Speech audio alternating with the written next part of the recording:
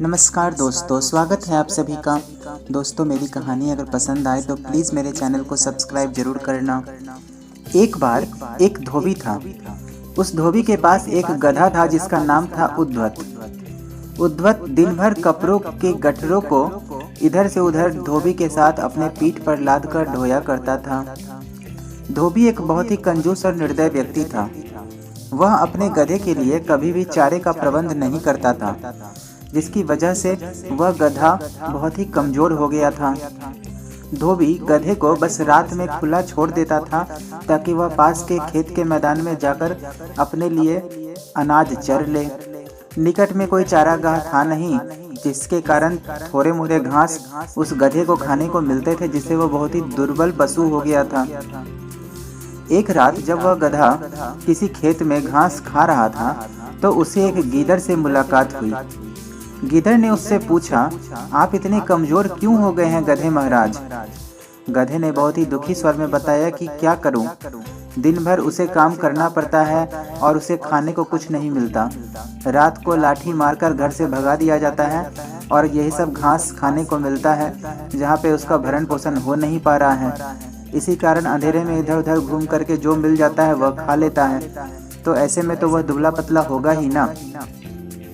गधा ने अपनी दुख भरी कहानी गीदड़ को सुनाई तो गीदड़ बोला, अगर ऐसी बात है तो समझो अब आपकी भूखमरी के दिन खत्म हो गए।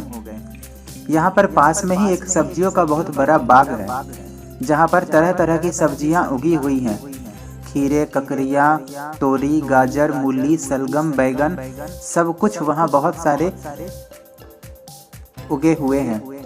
मैंने बाग को तोड़कर अंदर जाने का एक घुसने का पर्याप्त गुप्त मार्ग बना रखा है, जिसके बारे में किसी को खबर नहीं है। अब मेरी तरह आप भी रात में वहां पर अंदर घुसकर चले जाना और वहां रात भर आराम से खाना, फिर सुबह होने से पहले वहां से निकलकर अपने घर चले जाना, जिससे किसी को पता भी नहीं चलेगा और आप भरपेट भोजन करके वापस आ भी जाओगे। गधा ने जब यह बात गीदड़ से सुनी तो वह बहुत खुश हुआ। उसके मुंह से लार टपकने लगा और बोला कि हाँ भाई, मैं तुम्हारे साथ अवश्य चलूंगा, तुम्हारा बहुत बहुत शुक्रिया। इसके बाद जब रात हुई तो बाग में घुसकर गधे ने महीनों के बाद पहली बार भरपेट खाना खाया। गीदड़ और गधा दोनों रात भर बाग में ही रहे और सुबह होने से पहले गीदड़ जंगल की ओर भाग गया और गधा अपने धोबी के पास चला गया। अब यह सिलसिला रोज का हो गया। रोज वो बाग में घुसते और जी भरकर खाते। धीरे धीरे गधे का शरीर भरने लगा, उसके बालों में चमक आने लगी, उसकी चाल में मस्ती आ गई। वह भूखमरी के दिन बिल्कुल भूल गया। एक रात खूब खाने के बाद गधे को बहुत ही अच्छी तबीयत हो गई और वह खुशी से झूम गया। उसे घमंड हो गया कि मैं बहुत ही ताकतवर हूँ, शक्तिशाली हूँ।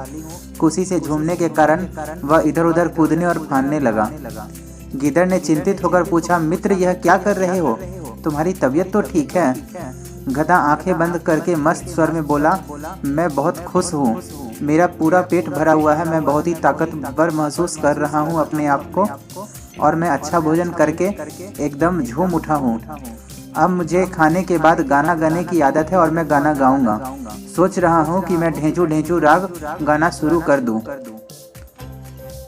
गीदड़ ने कहा, अरे नहीं भाई, ऐसा मत करना भाई। अगर गाने वाने के चक्कर में पड़ोगे तो तुम भूल गए हो क्या कि हम लोग यहाँ पर चोरी कर रहे हैं, चोरी से खाने आए हैं।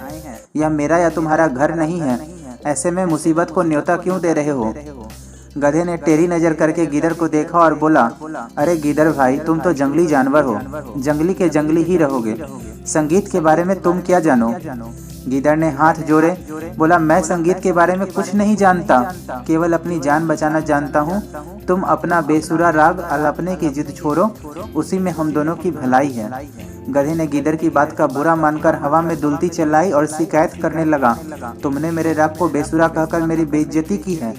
हम गधे शुद्ध शास्त्रीय संगीत में रेंगते हैं, वह मूर्खों की समझ में नहीं आ सकता और तुम मूर्ख हो।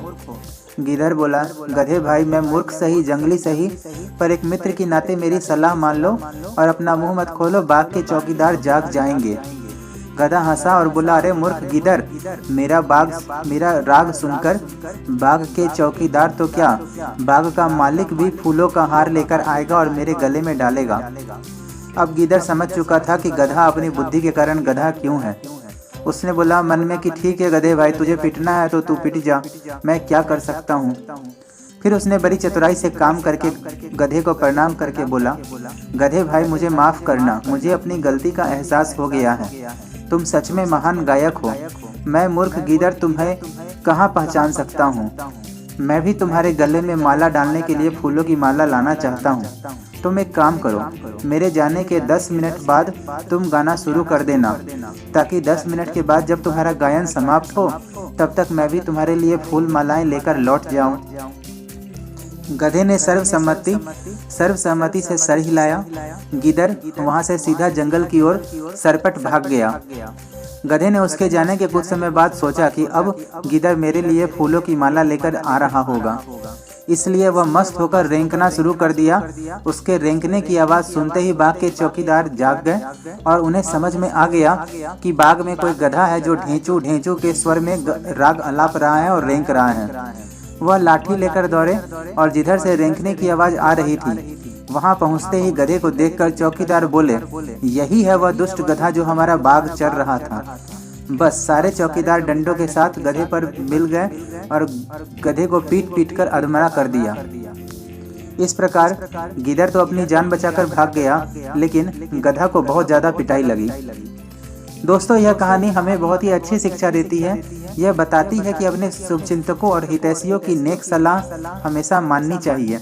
उनकी नेक सलाह मानने अगर हम छोड़ दें, तो अगर हम अपने घमंड में आ जाएं, हमें अपनी बुद्धि पर कुबुद्धि का जो आवरण होता है वो अगर हम हटाकर नहीं देखें, तो हमारा परिणाम उसी गधे की तरह होगा जैसे इस उद्धत नाम के गधे का हुआ।